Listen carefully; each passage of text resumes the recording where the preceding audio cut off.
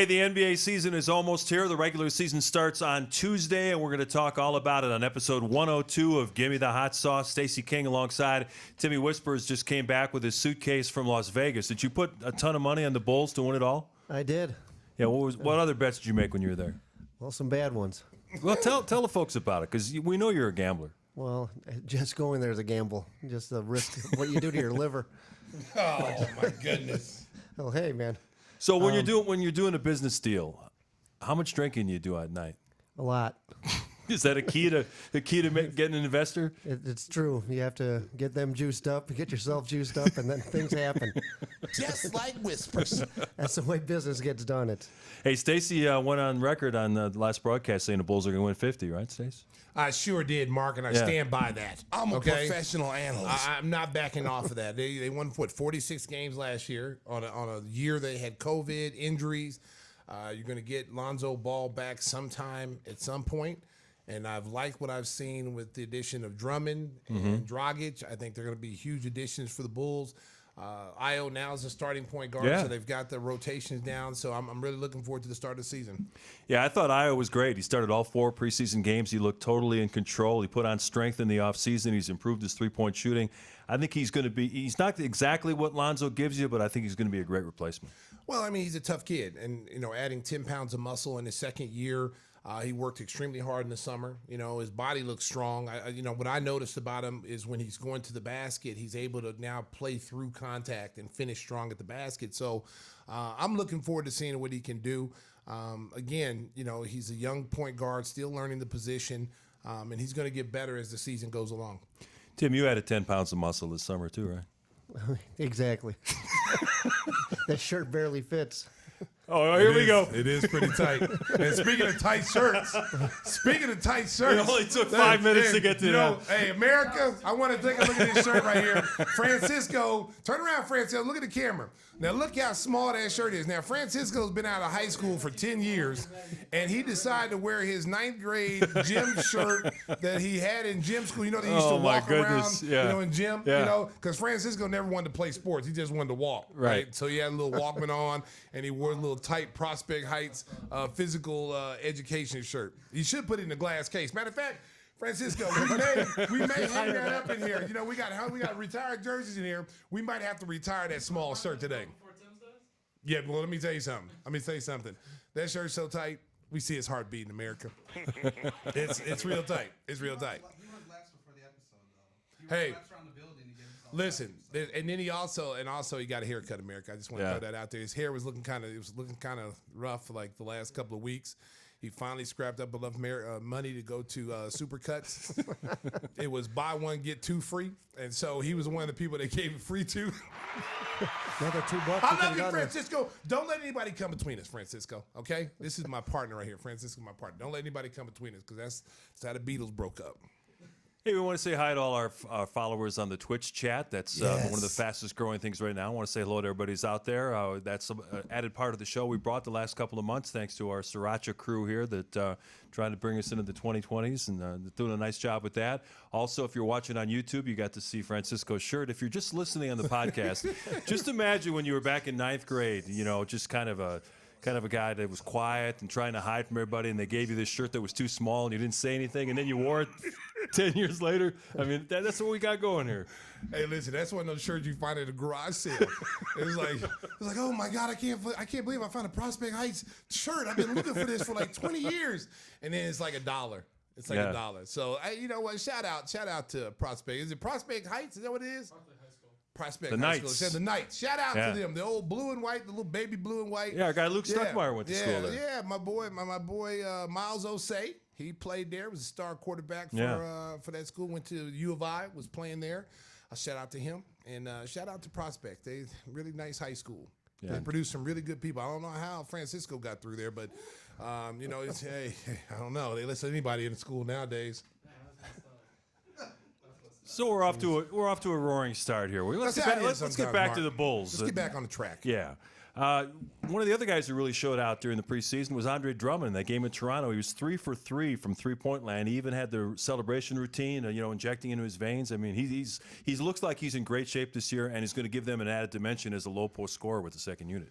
Well, I tell you what, he's been very impressive with the rebound, and we already knew he was going to rebound. But the way he plays pick and roll defense, he stays in front of guards, he can switch. I've been really surprised with his offensive game. I mean, he can handle the ball. He's made some nice passes.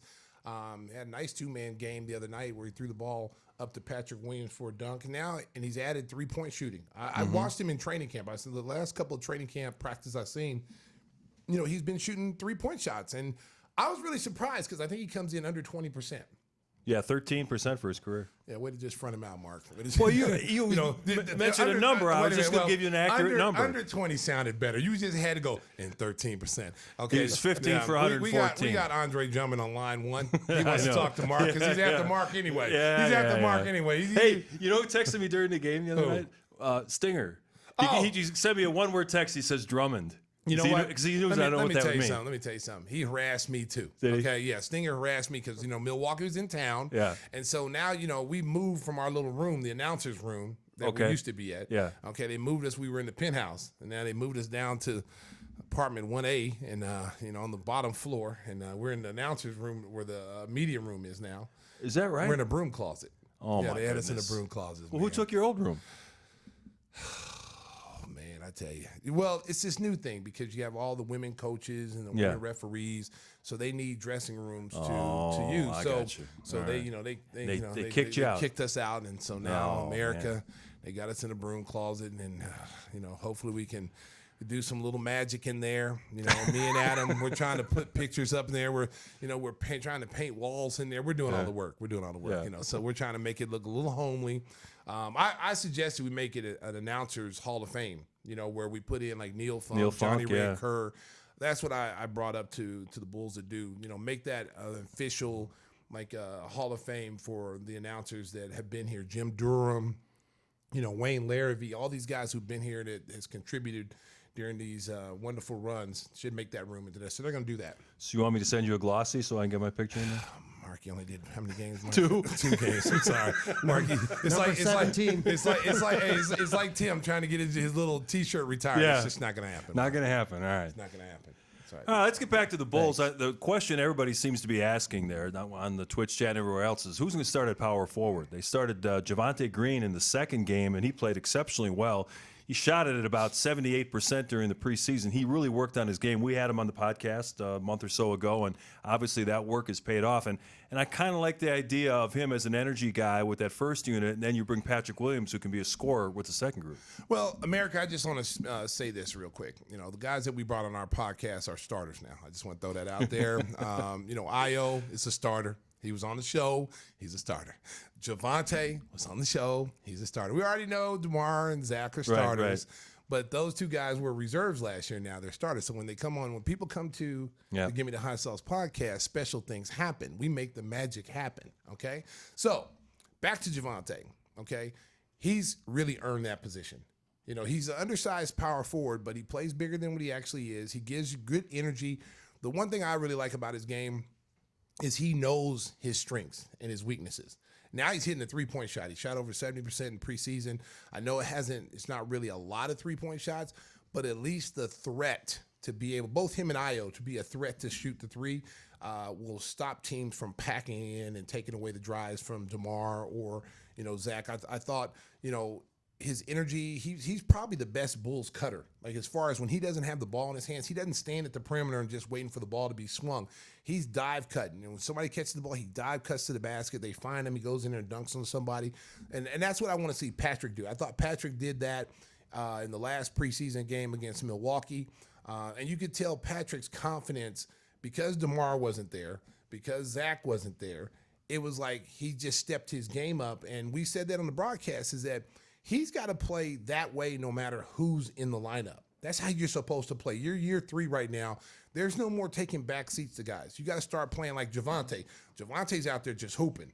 You got to hoop too. You don't need to worry about how many shots you're going to get. Is this a good shot? You got to play and just go out there and play and not have any kind of restrictions on your game because Billy wants him to play. Making my career in the media all these years, the last thing I would do would advise an athlete not to talk to the media. But Patrick Williams, if you're listening to the podcast, don't say so much because he's always opening up his mind and his heart and his soul when he's telling. It's almost like therapy session when he talks to the media, because after he scored 22 points against the Bucks the other day, he goes, I have to stop overthinking things. I get in my head too much, and then I don't play as well. And I'm like, just play. Stop talking about it. Well, this is a kid who's not used to being in front of the media. Right. I mean, he was a sixth man at Florida State.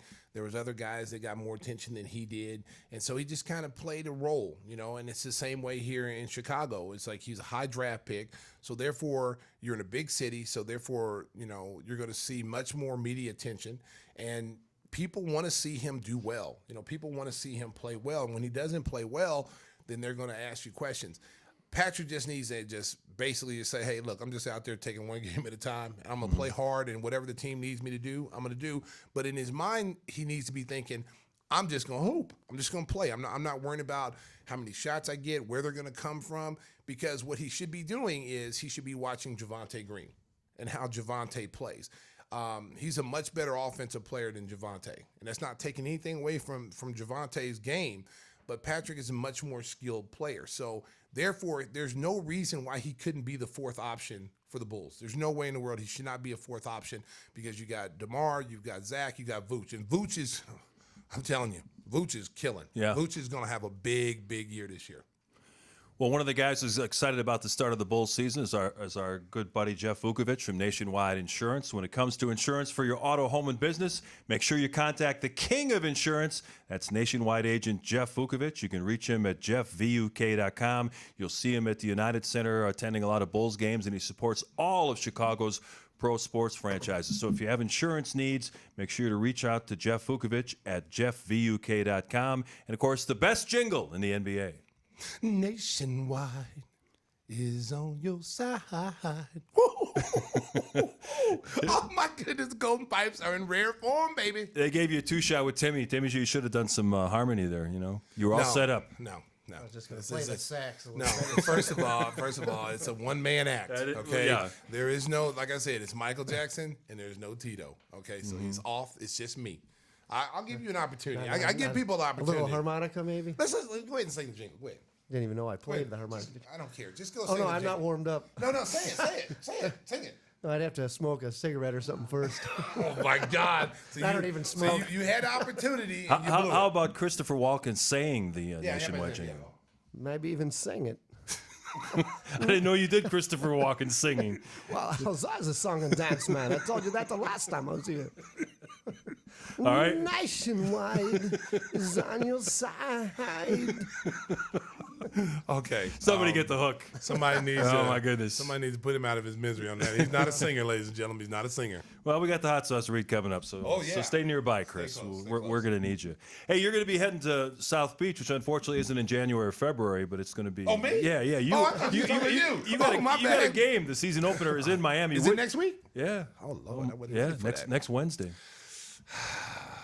Look at that, though. Look at Again, these guys are playing games. If you're just listening to the podcast, they're having fun with the graphics. Okay, so I'm a little nervous because I don't like starting on the road. Yeah. I like to start home first. But we got, these first 4 games are pretty tough. Yeah. You got Miami.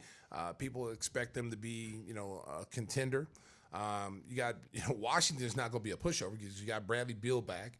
Porzingis has played well. So you look at those first 4 games, really 5 out of 7. I mean, Miami, Washington, Cleveland, Boston, and I'll throw Philadelphia. I mean, Philadelphia's going to be good. Yes, so that's 5 out of 7. San Antonio's a young team. Indiana's struggling a little bit with talent, but that Cleveland game is going to be tough at home. Yep.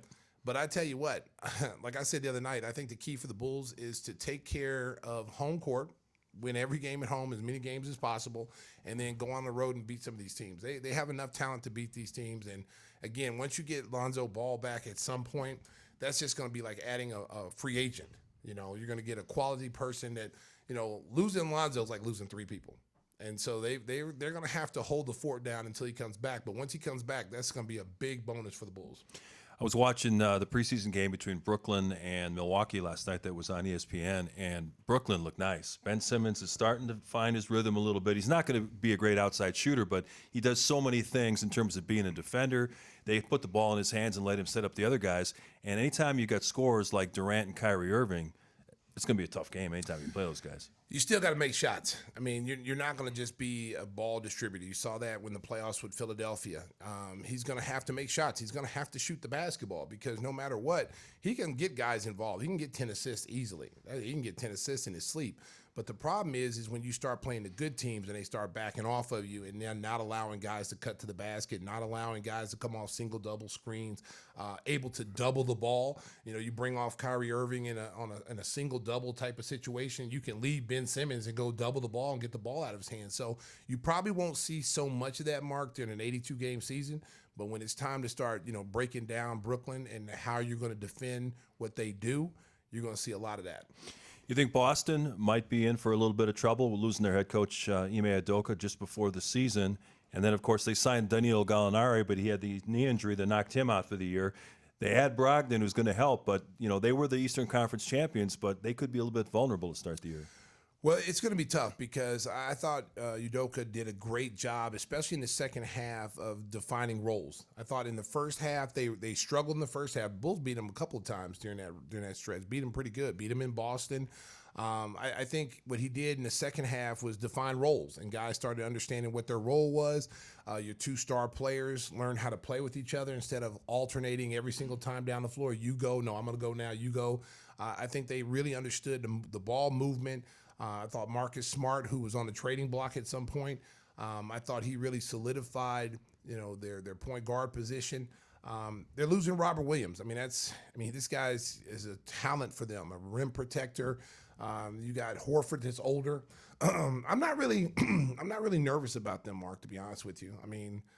That's not one team I'm worried about. The two teams that I'm looking at that will cause the Bulls problems is Joel Embiid in Philadelphia. Yeah, he's a monster. His side. Yeah. Okay, that's and Giannis. Those are the only two teams that really concern me as far as the Bulls having them face them at some point. These other teams, Miami, they don't have the size to give us problems. Brooklyn, I still think they're going to implode at some point. Kyrie Irving decides to sit out. Oh, I'm not going to play today or whatever. There's still some hurt feelings there, between the players and the front office. So it'll be interesting to see how that shakes out. But I'm not worried about anybody in the Eastern Conference. I'm not worried about Cleveland. I'm not worried about Atlanta.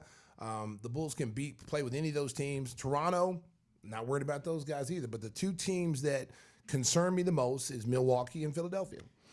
Zach LaVine didn't play a whole lot of minutes in the preseason. He mentioned the fact that because he had the offseason arthroscopic knee surgery and, of course, he welcomed a child into the world, he was kind of busy with other things. He says he's kind of ramping it up slowly in terms of playing 5-on-5, but I think once they're playing for real, you're going to see the same old Zach.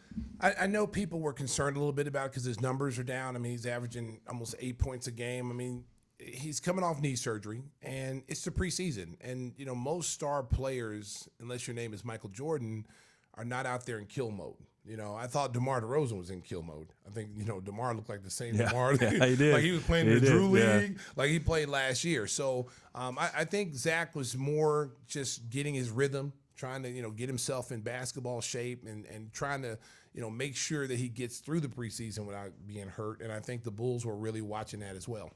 Before we bring in our special guest, we've got Stephen Pollakov, who is the co-founder of Drippy. We've got some really interesting things to talk about in terms of athletes and merchandise, a lot of exciting stuff, so we're going to have him in just a couple of minutes. But got to get your thoughts on the whole Draymond Green thing. He went in and apologized. Of course, that video became public after we talked last week, and that really took it to the nth degree. And Steve Kerr, who you know very well, said this was the biggest crisis we've ever had since I became coach of the Golden State Warriors. And, they didn't suspend him because they didn't want him to miss ring night, which seemed a little bit hypocritical to say, well, this is a terrible thing, but we're going to let you come out and celebrate with the team for ring night. I'm going to tell you what, man, I saw the video, and I was just like, when you didn't see the video, you didn't really know how bad it was. Yeah, you thought it was a normal basketball thing. It's like a normal push and shoving, whatever. But after I saw the video, I was like, oh, my God. He could have hurt that kid. Yeah. He could have knocked him out, busted his head open.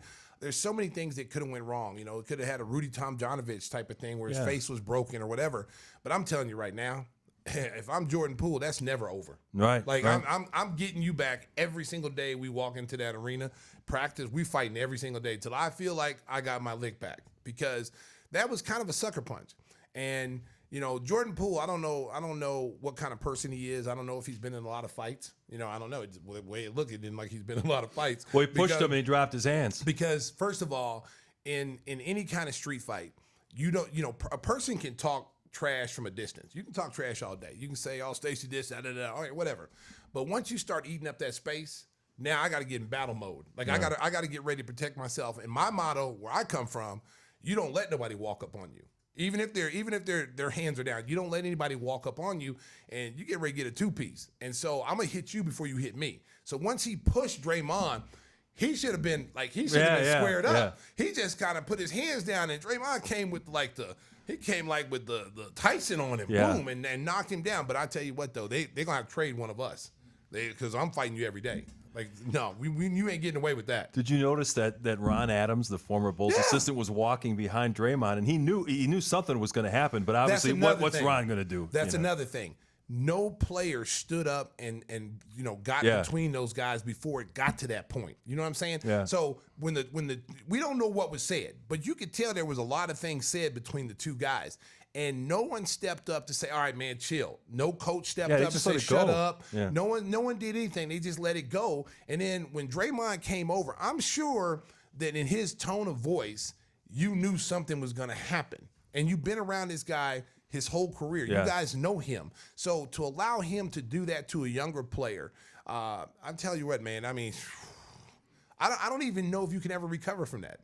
Yeah, I don't know. You think this is the beginning of the end for Draymond as a Warrior? I think this is going to be his last season. I think what they're doing now, because if it wasn't Mark, they would have paid him.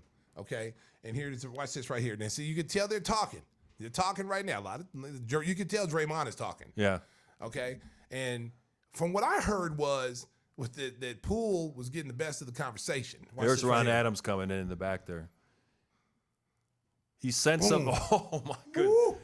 Talk about a straight right hand. But you could see right then and there, like from what I heard was said was that Poole said something on the lines of, you should have been out the league 7 years ago. If it wasn't for Steph and Klay Thompson, you'd have been out the league 7 years ago. And that kind of stung, because there's some people who've been saying that he claims to be this great player. I'm a Hall of Fame player. Is he really a Hall of Fame player? I mean, I don't know. But he's benefited from having Steph Curry, Kevin Durant, Klay Thompson his whole career. And when those guys were out with injuries and he was the only one on the floor, that's why Charles Barkley coined the triple single, because that's what he was getting. And he was getting the triple single. Yeah, it was the average. And then they weren't winning. Then he went on the injured list because he wasn't playing well. Yeah. So listen, I like the way he plays. I mean, you got to have that type of guy on your team that's kind of a glue guy. Yeah. But that was uncalled for. We've talked about in the past, though. He's good on that team. Yes. But you put him on some other team. If you put him on anybody else's team, he may not be that good. Right. He may not be that good. He's good at talking. I remember I saw the tweet with Trae Young saying he really wants to get to LA bad. And I think what Golden State is doing is, if they can get the same production from Wiseman, because they have not seen Wiseman play a full season. He's looked good in preseason. Yes, he has, yeah. He's looked good in the summer league. So now if this kid can show that he can play that power forward position and give them what they need out of that position, I think Draymond's gone. I think Kuminga's shown, some bright spots that he can play that position, and you got less of a headache dealing with him.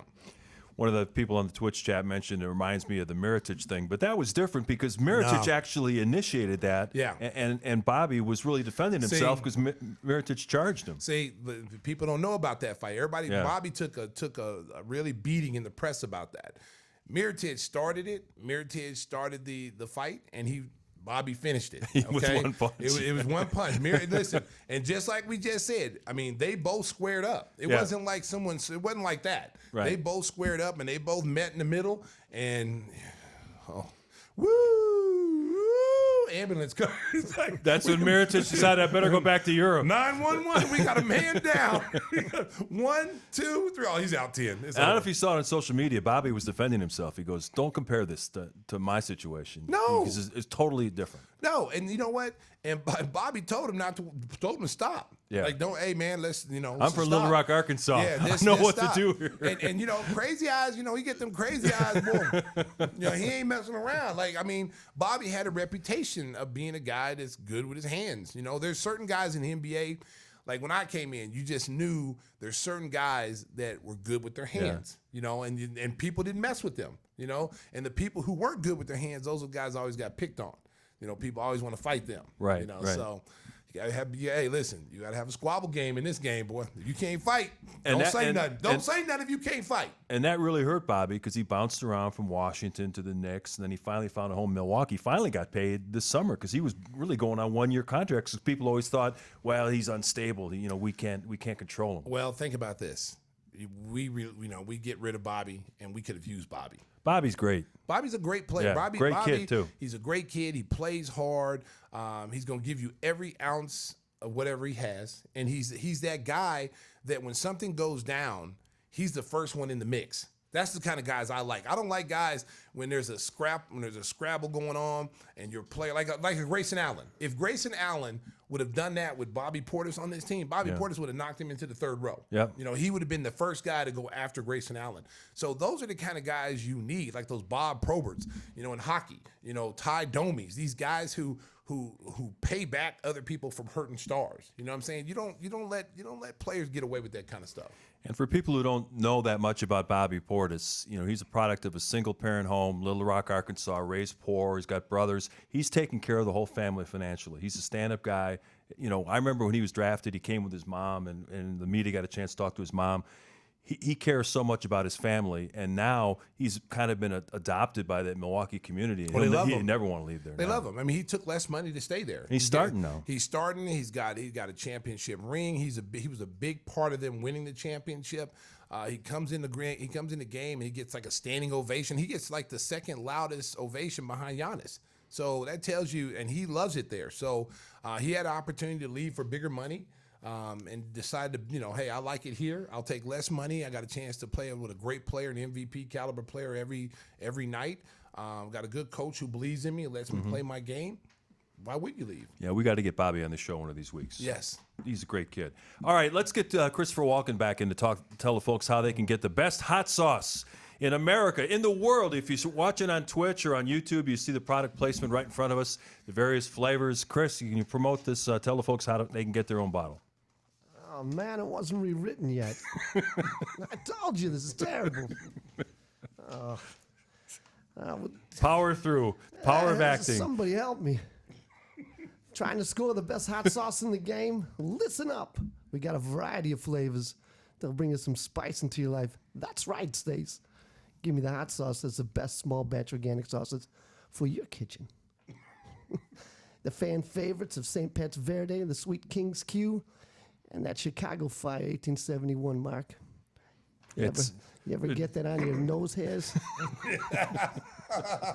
Stop by GimmeTheHotSauce.com and use code KING21. Get 21% off your first order. Give me the hot sauce. And there's our beautiful graphic right there. You see the Chicago Fire graphic. You see the lava, the hot lava that's floating in there to just kind of bring out the hot sauce. Look, there's St. Pat's Verde. I had a friend the other day, had a little minor mishap with the St. Pat's Verde. They opened it up and they cut their finger. They were, if I wasn't their friend, they would have tried to sue us. Yeah. So special shout out to Princess Diana, AKA Shay Roussel, who hurt her thumb. She was bleeding. She opened it up spots. I think it was 1871. Get that in the cut. Get that in because he's done. They have to amputate. Yes. It's 1871 got in there. Just burns right in there. Turn like into the battery Incredible Hulk when that mixes with your blood. Oh, yeah. Man. Oh, we just got the signal from Wrap It Up from Maddie, and she got a little attitude. Our guest is standing by in the Sriracha Green Room. So coming up next, Stephen Pollakov is going to tell us about some very interesting Maddie. business he's got going now. That's next on Gimme What the an Hot attitude Sauce. by Maddie. Episode 102 of Gimme the Hot Sauce rolls on. And Stacey, I'm going to let you make the introduction since you know this young man from coaching him in baseball. Yes, I've known Stevie Pollakov probably since he was like 6 years old. He's one of the co-founders of this wonderful, awesome company called Drippy. His partner also I've known since he's probably about 6 years old. So these kids grew up. They're friends with my older son, Eric. They played baseball, football with him, and they've had plenty of sleepovers during the times they've grown up. So it's really cool seeing these kids grow up and do their thing and make a mark in life. Yeah, because like you feel like honestly like you've known them since they were little kids, and then you see them grow up and they're all doing good, and it's awesome. Appreciate that. You played professional baseball, too, right? Yes. Tell us a little bit about yourself, Stevie. All right. Let's get started a little bit. Yeah, grew up in Buffalo Grove. Hopped around from BG. We see some fist pumps. Yeah, let's go. Love that. And then Stop. Hopped around a few colleges, University of Rochester, and then actually went abroad to the Dominican Republic. Lived in the Dominican Republic. Went to junior college in California, and then finished playing college ball at the University of Hawaii. And then after the University of Hawaii, signed as a free agent with the White Sox, played 2 years of professional ball, and then have been on the other side coaching ever since in professional ball. And then now, with the rise of COVID and a lot of markets changing really during that time, the idea of Drippy got its inception. And with my co-founder, Eric Dubois, you call him Frenchie. Is that right? Frenchie Dubois, yeah. That's right, Frenchie Dubois. So what we've collaborated on is the first marketplace for pro athletes and celebrities to sell their own personal items directly to fans, while each transaction also has proceeds benefiting charity. So we're really excited for what we have, considering really there's nothing like this out right now where the talent's actually able to grab market value for their likeness. And that's something that we really look forward to, giving the power back to, the player, the celebrity themselves, because they are the ones that make something valuable. So that's something we're really looking forward to doing. How much do you think you could get for Cisco's high school gym that shirt? Oh, yeah. Man. I mean, if you authenticate it, that could be worth something, You know what? You bring up a great point. So the authentication part is extremely big. Yeah. And we're grateful that we have actually Michael Osaki, there we have Michael Davis's cleats up there. That's right. So Michael Osaki is the lead appraiser for PSA, which is one of the biggest authenticators, grading companies in the world. And we have him who will be overseeing, some of our head of authentication, and as we expand, and we're really grateful to have him on the team. And that's a big get, because he's been in Forbes, New York Times, as one of the leading appraisers really in the entire industry. So we're excited on that front. Tell us a little bit about, because what I see as an athlete, and you get fans to come up like you love to sign autographs for kids. You love, you never turn kids down. Right. But what you start to see is these guys who are like 50 years old, and they're getting your autograph. They'll bring like 20 cards. Yeah.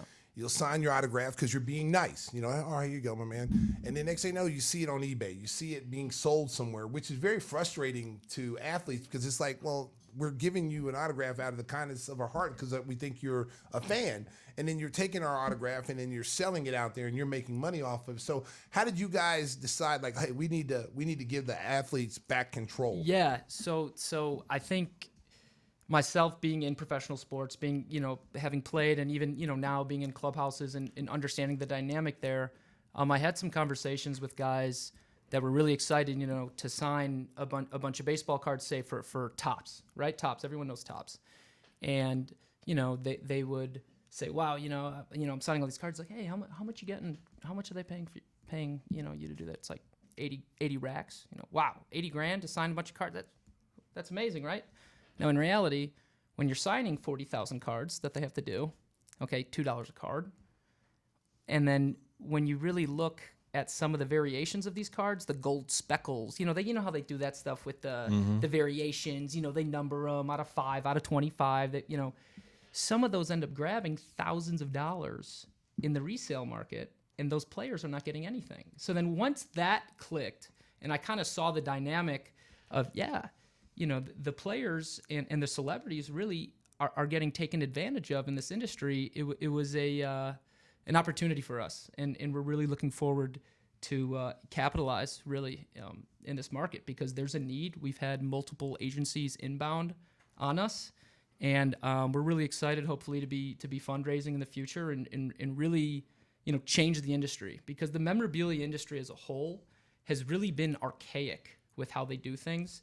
And during COVID, there started to be a lot of venture capital money that started to pour into the industry, and you started seeing applications for the phone where people can have their card collections and have their their virtual portfolios per se. It's really started to be looking at it as an alternative investment, and with that, it was we really have something here. And I gave Eric Frenchie DeBow the call, and with his background in venture capital, and in the investment space, especially Chicago Tech and everything there, it's a really good opportunity. So we're really looking forward to not only helping celebrities and professional athletes, but also really giving back to charity. Not many platforms out there actually allow each transaction to benefit charity, and that's something that we're looking forward to doing. Right now, we have one partner charity, Smiles for Miles, which benefits pediatric cancer.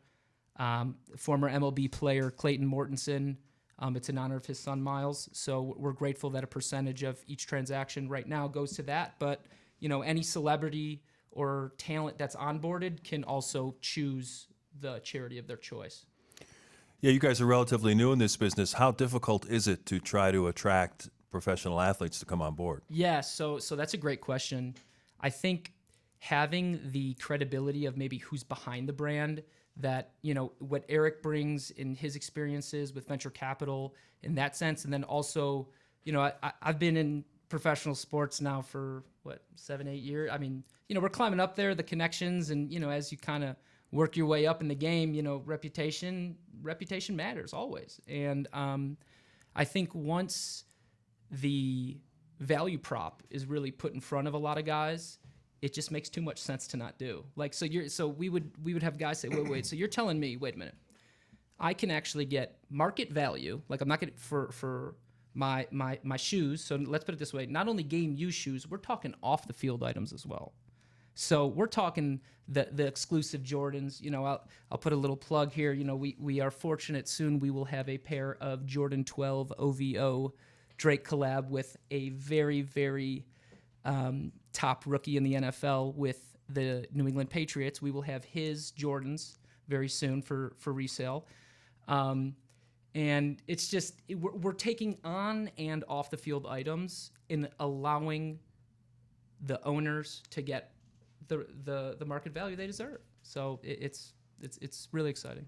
So do you guys find yourself you're competing against the guys who actually go to these memorabilia places? They got to be pissed at y'all, really, because they were probably getting all that stuff for free. Yeah.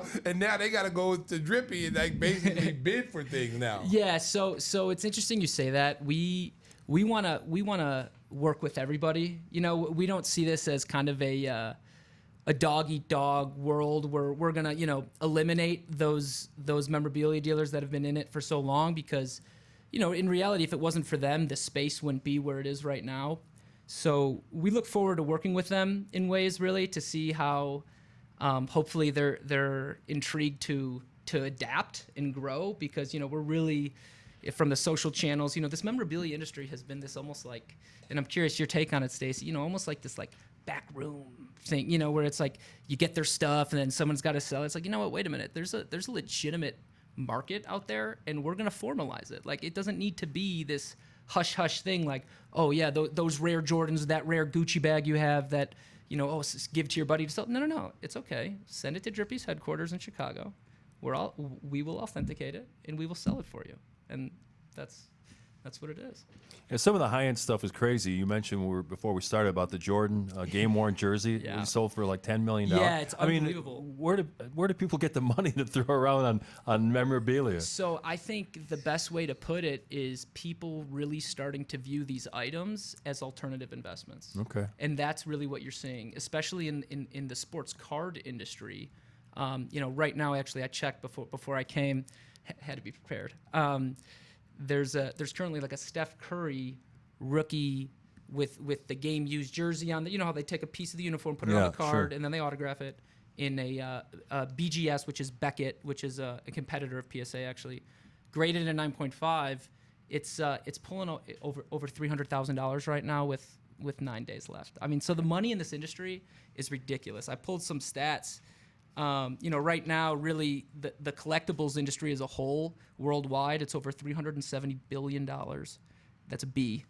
And, the sports memorabilia itself is $15 billion worldwide. And you have over 200 million collectors worldwide. And right now, and Mark, you touched on it with the authentication process, the FBI actually estimates that around 50% in the game used is fake. And that's something that we're going to be able to eliminate based on us getting it directly from the source. So we're really excited for what we have here. So you're saying there's 50% of some of the memorabilia that's out there is fake? Possibly, yeah. That's what our research indicates from the FBI. I'd be mad as hell. Yeah. If I paid thousands of dollars to get something like a Babe Ruth jock, okay? Right. I'm not gonna buy no damn jock. I'm just throwing that out there, okay? It's an interesting choice, Yeah, Stacey, but what? we don't want to psychoanalyze listen, that. Hey, buddy. Hey, That it can be has DNA expensive. on it. You It can be test expensive. It would be. There's an Andre the Giant jock. See? No, there See? is. No, for real, See? for real. On Collectible, which is we had talked about some of these apps that came about, to allow people to invest in alternative assets. And currently there's an app called Collectible, which does fractional shares of very high-priced items, whether it's a Sandy Koufax game-used jersey or some of the multi-million-dollar cards that are out there. There's actually an Andre the Giant jock right now that I actually do have some ownership in. See, y'all y'all thought I was crazy. Y'all thought I was crazy. Now, selling it to me personally, I'm not buying nobody's job, okay? But I'm just saying they can sell anything. You Yes, can give them that's right. anything. That's right. There's a market out there. There's some freaks out there that like jocks, okay?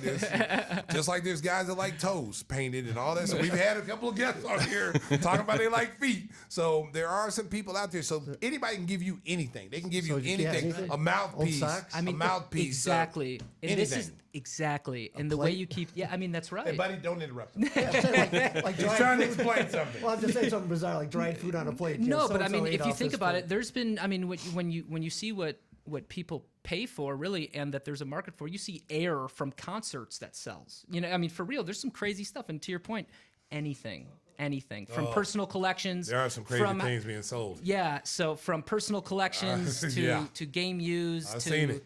Yeah, to that hat on your head, Stace. Maybe we'll put that up. We'll have you sign it. We'll authenticate it. Lawton area. Hey, Lawton area. Hey, so I listen. We're speaking of anything memorabilia, okay? Yeah. So I was just one of the 10 most sexiest people in Montana. We have Sorry about it. We have the Sorry about it. We have the we have the cover. So I want to give that to Drippy, Oh. and I want to auction it off. Can't wait. Yeah. So Can't throw wait. that out there. We'll Throw that out there. Look at Mark. Mark just wants to hate on me right now. No. He wants to hate on me, America. Hey, you made that bit work twice, so it's got to be I'm worth gonna something. I'm going to give you that. I'm going to give you that cover, and I want to give that to Drippy. That's great. And so we want to auction that off. That'll be worth a lot of money out there, America. You'll be able to bid on it because, like I said, there's only 10 of us out there in Montana that are sexy, and I'm one of the 10. I'm just throwing that out there. Ooh. What about the copy for the Christopher Walken ad read? Oh yeah, I'll sign it right here. I don't know if he can authenticate in a celebrity impersonation. Yeah. How did y'all come up with the name Drippy? That's what I Yeah. want to know. How did you come up with that? So that's a great question, and I think I would love to hear Eric's take on this, but I think always, in common day, vernacular speak today, it's check out the drip. Oh man, that guy's got some drip. I can only imagine, Stace. You could probably throw some nice ad libs around that. But it's keeping it drippy. And it's like, wait, drippy, like kind of vibes. And so it's just an everyday. He's like, what? He's like, No, I told you I love the logo. I like the logo here, too. Stace, you know kinda- what? It's perfect. This kind of sounds freaky. Stace, How about let me feel my Drippy is? Thought it was about the jockstrap. Stace, we got you. Oh, look. Let's we got go. a Drippy. We got Let's a Drippy. go. Let me see. There you go. Let's go. Excuse me, Tim. Sorry about that. Oh man. Give we get a shot of that right there, Drippy, baby. We got Drippy right here. That's Drippy. right. Yeah, There it that's is right sweet. here. This is a At sweet Get logo. Drippy Now on Yes. Twitter and Instagram. I'm gonna tell you right Yeah. now, Stevie. Talk to okay, me, I Stace. just saw you with. I want the sweatshirt, man. Seriously. I want the He wants the sweatshirt. All I want right, a we'll get it sweatshirt done. with Drippy on there. We'll yeah, get I it like done, that. I man. like that. I like that. We got you, See, Stace. I know the owners of the company. So I don't know if I can get you guys anything. I'm sorry, guys, but I'm just taking care of God on your myself. own. Every man for himself, God for us all. It's like that discount with Windy City Limousine, right? Oh, you went there. You went there. Oh, Mark, come on, man. Yeah, can we use King 21? Hey, I just want to make sure Mike's listening out there. Wow. Hey, Mike, you heard that, Mike. Hey, Mike. I love you, boy. Don't let him come between us, Mike. You're That's right. You're my loyal friend. Ride or die. Yes, ride or die guy. I don't know if you want to say ride or die to a limousine driver. Yeah, that's true.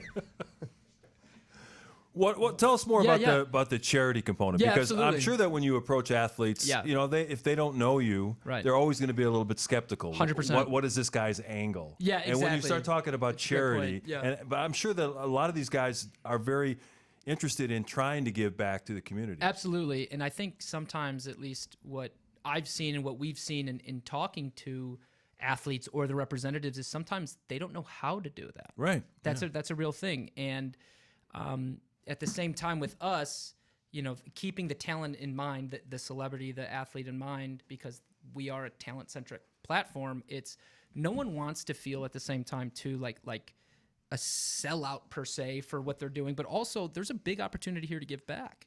And once we started realizing, like, wait a minute, with each transaction, each person who has their preferred charity, some proceeds of the transaction, obviously majority of it usually does go to the talent, but there is every single transaction, there is a portion that goes to a charity of the talent's choice. So for whatever they want to donate to, and we're even willing to potentially have 100% everything go to charity on behalf of the talent. That's something we can do, and we really look forward to helping. It's like this whole cyclical type event, if you think about it, where now fans are able to get closer to the game than ever before. From items, or even closer. Stace, I'm sure you've had some crazy stalker fans can get closer to you, really. There you go. Oh, sorry, Tim. I didn't know. No one saw that, did 30 years of abuse. 30 Right. years of abuse. So you have these people that can now get closer to the celebrities than ever before. They can get closer, right? Because at COVID, everyone was pulled away. Yeah. So getting closer now is a big deal. But then at the same time, not only does the talent know that they're giving back to their fan base and building their brand as themselves and representing themselves, but also they're giving back to a great cause that they want to get back to. So it's pretty cool. So if there's any athletes out there listening, how can they contact you? Yeah, so that's a great question. So getdrippy.io is our website, and we are happily live. Yeah, that's right. At Get Drippy Now on Twitter and Instagram, and shoot us a message or shoot us an email, info@getdrippy.io, and go from there. But we're really excited to really change the industry and grow in Chicago, baby. That's where we are. That's awesome, man. I'm just, I'm gonna get Drippy, and we're gonna give out some of our stuff. I might give out a couple of banners over here. And, Let's go. Oh yeah, there we go. We got Yeah. the site. Okay, so Oh, check look, it. Oh, look, this is look. great. I love it. Yeah. Okay. So right here, how it works. Right. This is great. You guys have this up. So right we're a on field. first-class organization over here, I man. see that. Super big league over here.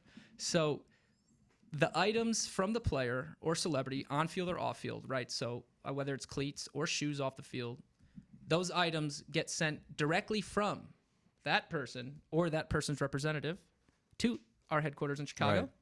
We then authenticate it, and then there's a cool drippy box that we send it out in. And then right now, our featured talent that we have right now, Michael Davis on the Chargers. We've got Kevon Wallace. We've got A.T. Perry. Kevin Made, top 30 prospect for the Chicago Cubs. Nick Westbrook, Edison Coffey, who's a prospect for the Chicago White Sox. You've got Luke Williams with the Miami Marlins.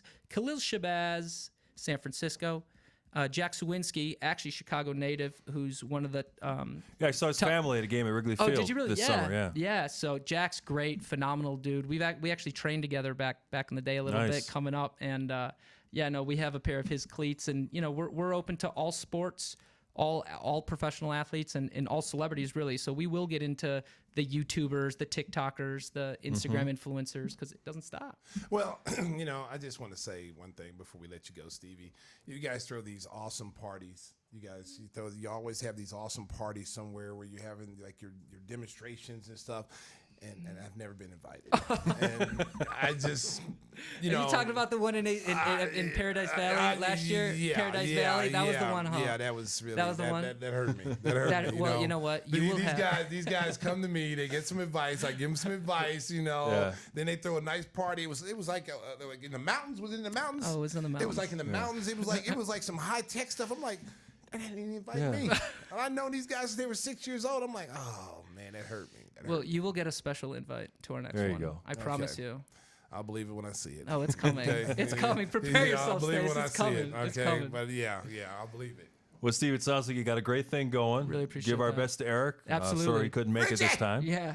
And best of luck. We'll be following you. Yeah. I'm sure it's going to be a growing business, Yeah. and we look forward to following your progress. Really appreciate that. Thanks again, Stacey, for having me on, and I know Eric's listening, and this has been amazing. Really appreciate it. We're really looking forward to it. So at Get Drippy Now, Instagram and Twitter. Had to throw the plug in Yeah, there. throw it in there, baby. Get drippy. Yeah. Get drippy, baby. I'm gonna get drippy, baby. I love it. So Stephen Pollakov, our Yeah. special guest in studio here Thank on you. Gimme Thank the you. Hot Sauce. We're going to talk some favorite TV shows when we come back. The NBA regular season is almost here. It gets started with a doubleheader on TNT on Tuesday. The Bulls' first game is in Miami on Wednesday, and we asked. We had a poll question we put out there yesterday asking which supporting player will have the biggest impact on the Bulls' success this season. And the results, this is from our friends at Bulls Reddit. They're going with Ayo Dosunmu as the winner there over Alex Caruso, Patrick Williams, and Javonte Green. And really, you could have gone with any of those guys, Stacey, because they're all going to be critical to what success the Bulls achieve this year. I tell you what, the bench mob is back. Their bench is going to be dynamic. They're going to be bringing a lot of scoring off the bench. The other day, they had a bunch of like 50, 60 points off the bench. But I would say, Ayo's got the lead, but I like Javonte Green because there's 5 of them out there.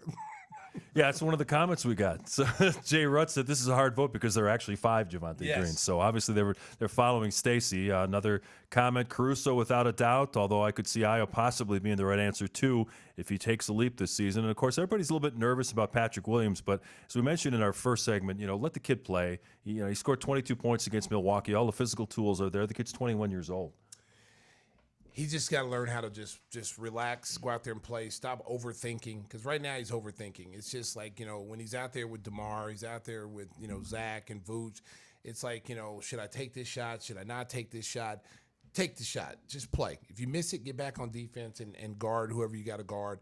Get the ball. Where he's got to learn how to score when he's out there with those guys is that he's going to have to score his points in transition, getting out on the break, running, filling a lane, crashing the boards, getting offensive rebound putbacks, and then anytime in a pick and roll situation, Mark, dive to the basket hard, look for the ball, and then go in there and finish. He can score with that first group. He's going to have to, in that second group, there's guys on that second team that can score too. So it's not like I'm not going to score in that first group, but I'm going to score in the second group. He's going to have to learn how to score with both groups. And a couple of guys we haven't mentioned yet, Goran Dragic and Kobe White, they're going to have their times where they're going to shine coming in as impact scorers off that second unit. Yeah, I tell you what, I like the way Dragic has looked. He runs the team. He looks in that first game. I thought he was a little nervous, but I thought he really started to find his groove, in game 2, 3, and 4. There was game 2, and he didn't play in Toronto, so he played 2 of the last 3. He moves the ball very well. He's crafty. He's really crafty with the ball. He's a good passer. He plays at his own pace. He doesn't allow you to rush him and force him into playing fast. He plays his own pace. He's pretty solid defensively. I mean, he stays in front of guys, gets over screens. He just knows how to play. We're talking about some of the other teams around the NBA in the first segment. Did you see the thing with Russell Westbrook last night where he wouldn't get in a team huddle and kind of stood apart from everybody else? It looks like he's already trying to force his way out of the Lakers. What a mess over there. Oh, man, I tell you what. They've done nothing to make that team better. I mean, LeBron, the GM, should be fired. I'm just gonna throw that out there. LeBron, the GM, the player is great, but LeBron, the GM, should be fired. I mean, that team is in a total disarray. It's all based on how well LeBron plays or how well Anthony Davis plays, and you're not guaranteed to get Anthony Davis more than 65 games in the season. So if you're hinging on that, that's got to be, if you're a Lakers fan, you got to be a little nervous about that. You got to hope that your young players develop, and then you still got Russell Westbrook. They're not gonna be able to move him because his contract is too big, unless they throw in some first round unprotected picks, because there's a deal out there with Indiana, with Buddy Hield and then Miles Turner. They'll take the Westbrook contract, but they also want those unprotected first round picks. Right. And the Lakers are really hesitant to deal with that. Now, if you ask LeBron said, get rid of those first round picks. He's not going to be around anyway. Yeah, he's not going to be around anyway. So he's telling you to get rid of them. But the Lakers know that those are huge assets in the future. You can't just give them away for short term success right now. See, Bronny signed an NIL deal, first of many. Yeah, there's gonna be like he needs the money. Yeah, hey, listen, that's just like play money for him. Yeah. It's gonna be interesting to see where he decides to go to school. He's turned out to be a pretty good player. Yeah. I mean, you go back 3 years ago, there was kind of doubts whether he was going to be a good player or not. He didn't grow into his body. He's now stronger. He's much more athletic. I mean, he can jump out the gym now. So watching him play, he's got a great feel for the game as a point guard. He can see the floor. He makes the reads. He's solid on defense. So he's turning into a nice player. We didn't get a chance to talk about this last week, but the big center from France, Victor Wembanyama. Oh my God, teams are going to be tanking left and right. But the thing is now with the new odds that the bottom three teams only get a 14% chance. There's no guarantee if you have the worst record you're going to get this kid. Well, they took away that tanking thing. Yeah, and so this is a kid that could be a franchise-changing player. Unbelievable, 7'4", can handle the ball. Step back three. He reminds me of a young Ralph Sampson. Ralph Sampson was that kind of player as far as athletic, could handle the ball, could shoot the basketball. When he got to the NBA, they kind of changed his game a little bit, made him more of a post-up guy. And he got hurt. But this kid has shown you the ability that he can run the floor. I like to see him rebound more. He was going up against the kid Scoot Henderson. Hey. He's nice. He'll be the second pick. I'm gonna tell you something. Scoot ain't a bad consolation because he also is a franchise player. Yeah. You can tell. So I mean, both these kids are really, really good players. You're gonna see a lot of teams. The tanking's out. You can't do it anymore. It's just a matter of fact. Your team is not very good. I mean, you look at teams like Oklahoma City. They're gonna lose a lot of games this year. Orlando's gonna lose a lot of games. There's a lot of teams. Utah, San Antonio. Those guys, I mean, maybe Popovich decides to stay if they pick him. If they get the kid, they get that kid, I'm not retiring for like another 10 years. What happened with Tim Duncan, 25 years ago? So it's going to be interesting to see. I think the biggest thing with Victor is that, he doesn't rebound like a 7'4" guy. He's kind of soft when it comes to rebounding, but the talent is there. He runs the floor. He can block shots. I saw him play against Rudy Gobert in a one-on-one game. And he kind of dominated Rudy. And he was like 17 years old. I was like, wow. Yeah, that kid is special. It's going to be fun to watch his progress. And a lot of agents and NBA people are saying, well, you should just sit out this year because you're obviously the number one pick. And he says, hell no, I want to compete. And you like to see that about him, too. Oh, man, you don't want to sit out because that just if you're not playing, that just takes a year off there. He needs to still develop. There's certain skill sets that he has right now that it's NBA ready. But there are still things he needs to work on. And if he's sitting out a whole year based off he's worried about getting hurt, then, you're going to get hurt. You can get hurt walking to the mailbox. I mean, there's different ways you get hurt just having individual workouts. So, just play. Just play. Yeah, you see how Kendrick Perkins got hurt? You said he was going to Petco to get food for his dogs, and he slipped and fell and hurt his foot. So he's on the IL. When? Just a couple days ago, they were doing the NBA Today show. Kendrick Perkins, and he was sitting in his room in his house, and how come you're not in the studio? He goes, well, I was going to get dog food for my dog. See, he's a big man right now, Kendrick Perkins. Yeah, let me tell you something, man. I don't know about that kind of injury. Going to go to some dog food. That sounds like maybe I got a figure 4 leg lock put on me by the wife. She twisted that ankle up, brother. You didn't go in there and wash them dishes like she told you to. Yeah, I like big Kendrick Perkins though. He's a funny dude. He's a funny dude. Yeah, definitely gets that Southern flavor with Kendrick Perkins, no question man. about it. Yeah, he looks like he ate Kendrick Perkins. Wow. Wow. That's Groans from the Sriracha crew. Wow. Wait, Mark, Mark, you just imitate me. He's coming after you now. Oh, Big Perk. Big Perk. Shout That's out to Big terrible. Perk. He's doing some great work over at ESPN. Hey, we wanted to talk a little bit about, people always ask, what kind of TV shows, movies do you like? Because Stacey's a connoisseur of the arts. So you got any Yes, recommendations? yes. Everyone's looking for that show that they haven't seen yet. They got to check out. Okay, first of all, America, you got to be watching the House of Dragons because you should have already watched the Game of Thrones. So now you're going into the House of Dragons. That is, I'm telling you, that's my show now. That's my show. I don't miss it every Sunday. That's one of my. I just want more dragons. You know, it's the House of the Dragons, but I'm only seeing like 1 or 2 dragons. It's probably so expensive with the CGI to make the dragons. I don't know. appear. You know what, Mark? I don't know, man. They're starting to get some more though. But I need to see more dragons because if you're gonna name a show House of Dragons, there better be some damn dragons in the show. Okay, if not, just put the House of People. Right. That's all. If that's what you're not gonna show the dragons, just say House of People. Okay. So that's my number 1 show. My second show.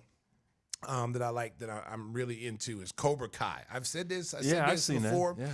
Listen, America, if you were a big fan of the Karate Kid, which I was, not the one with Will Smith's son and Jackie Chan, okay, with the real Mr. Miyagi, Mr. Arnold from Happy Days, Yes. okay, Mr. Miyagi, wax on, wax off. Yeah, if you were a fan of that show, that movie with Daniel Russo, you got to watch Cobra Kai. Cobra Kai is really well done and well put together.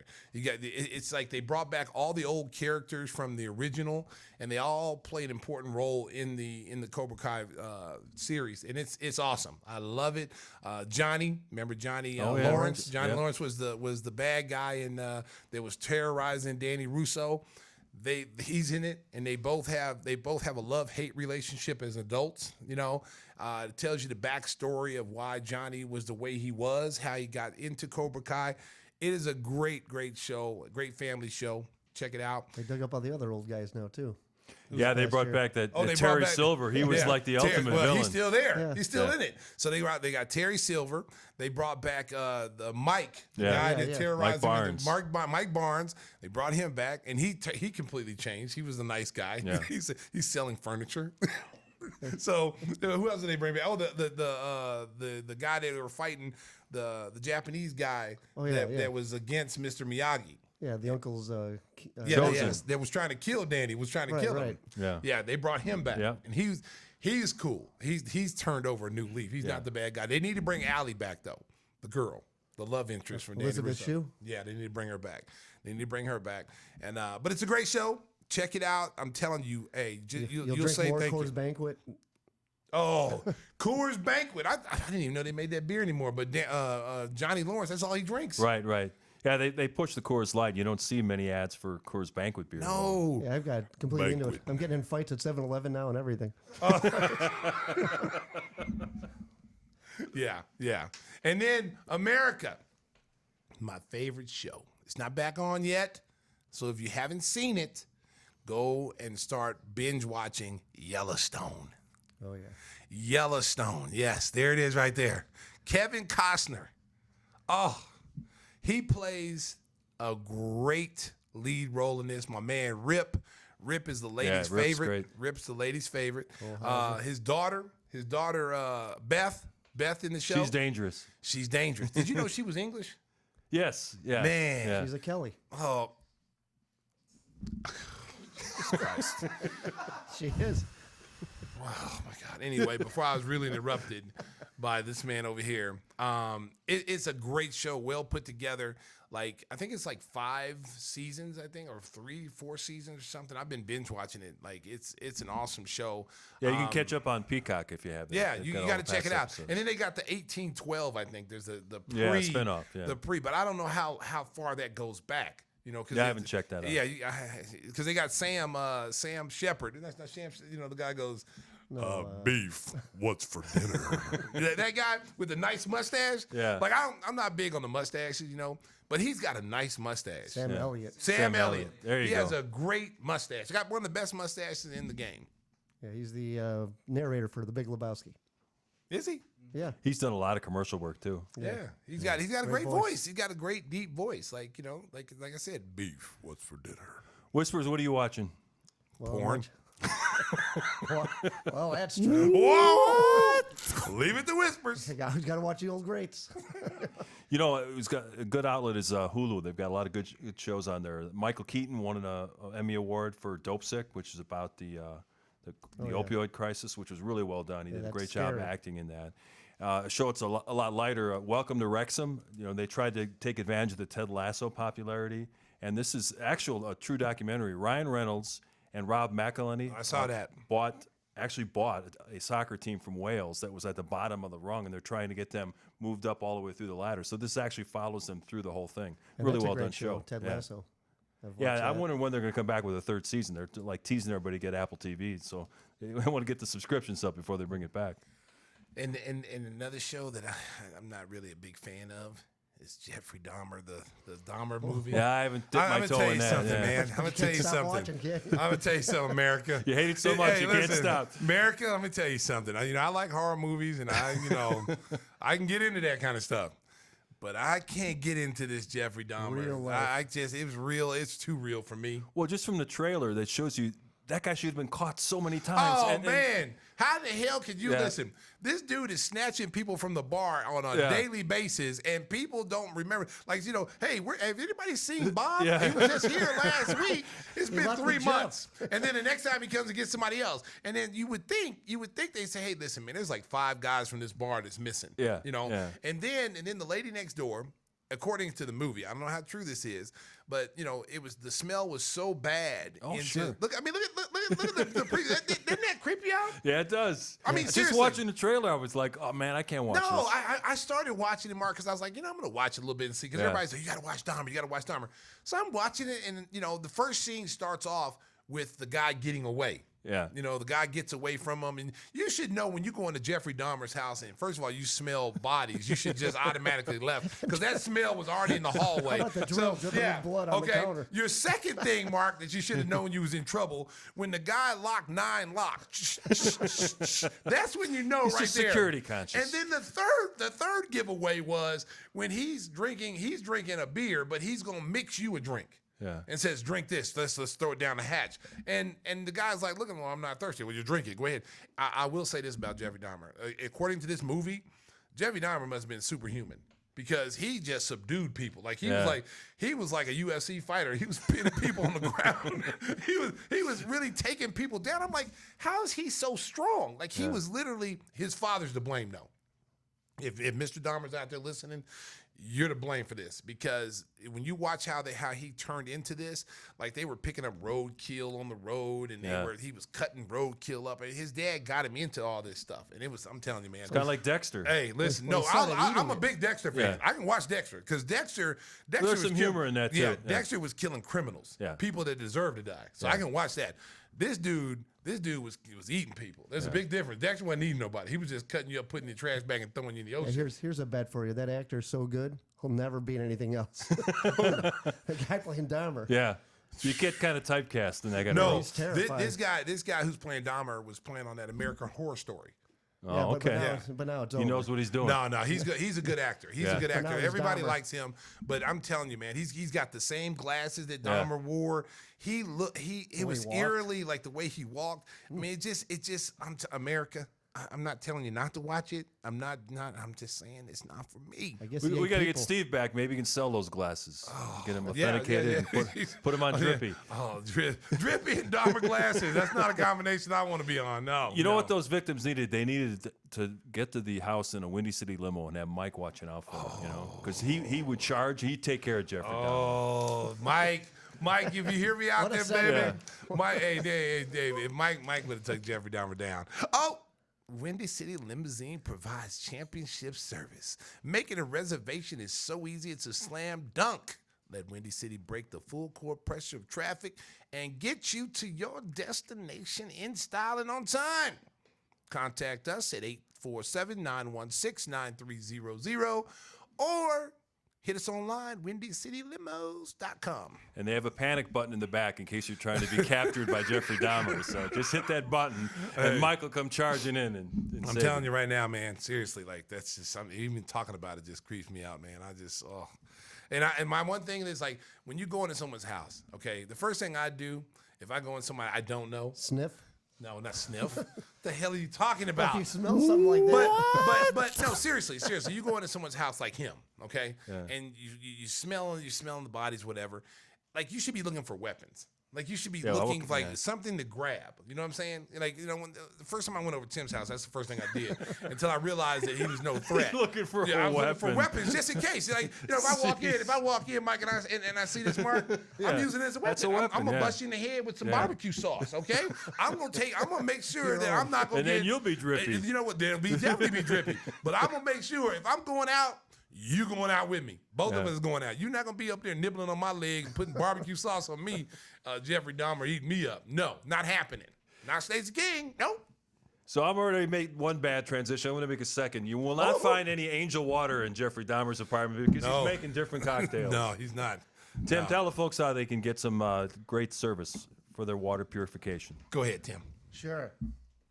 Listen up, Bulls Nation. We want to make water healthier for your home and family. So look no further than our favorite new water here in the hot sauce. That's how Dahmer gets them. Tim starts the ad reading, and they fall asleep. This company's on a mission. You got me, Mark. Jeffrey Dahmer got me, baby. He put me to sleep. You can rinse your bloody drills with this water. We thank you for providing Gimme the Hot Sauce team with more than enough H2O to keep cool. Stay hydrated all year with water you can trust. Call 847-382-7800 to get your water tested for free today. They'll send you the kit for free. Oh, you done? That's what we call a personalized ad read. Ooh, man, we've been prubbing up Dahmer, man. We should get paid. It's like we've been pumping up the Dahmer show, man. Come on. We don't turn nothing down but our collars over here in America. Okay, so anybody has an ad you need us to read, we'll do it. We'll do it for anything. What was that chocolate he used to make? Oh, Anyone Jeffrey remember Dahmer? that? Yeah. What was the name of that place? What was it? Like Ambrosia or something? Ambrosia, yeah. Jeez. They tore it down, though. They tore all that stuff down. They tore up that apartment complex, I think. Was Not good for business. Was it good chocolate? I never had I don't any. know. Maybe you might have found a finger in it. I don't know. They think it was you think it was a peanut. It's somebody's finger. Like, oh, this is crunchy. Oh, this is Rice Krispie treats. Oh no, it's somebody's nails. One of the interesting things about trying to be the moderator on this show is you always know when it's time to end Yes. it. And we've reached that point here on episode 102 Laugh like a box of chocolates. of Gimme the Hot Sauce. So I want to thank Steve Pollakov for coming in person to join us here in the Sriracha studios. Check out his Drippy site. They're going to do some great things with that business. And the NBA season starts next week. Stacey's going to be on the road, so he's going to join us via remote from his palatial suite at some city. Some five-star hotel. Getting my nails done, my toes done, massage. I'm gonna have that on. I'm gonna have it on air, America. You're gonna see it all, baby. So look forward to that next week. The NBA season about to start, and we are fired up to get ready to go. Episode 102 of Give Me the Hot Sauce in the books. Want to thank the crew for their great work. Maddie always doing a great job producing the show. Bully. Yes, absolutely. I want to thank everybody for their work. And we're going to get a new T-shirt for Cisco for next week. So We're going to give the Drippy. yeah, we'll give him a Drippy shirt that fits. Drippy. And we'll put Drive that home on safely, Drippy. Chicago. Beep, beep. Drippy, the city assassin, does it again.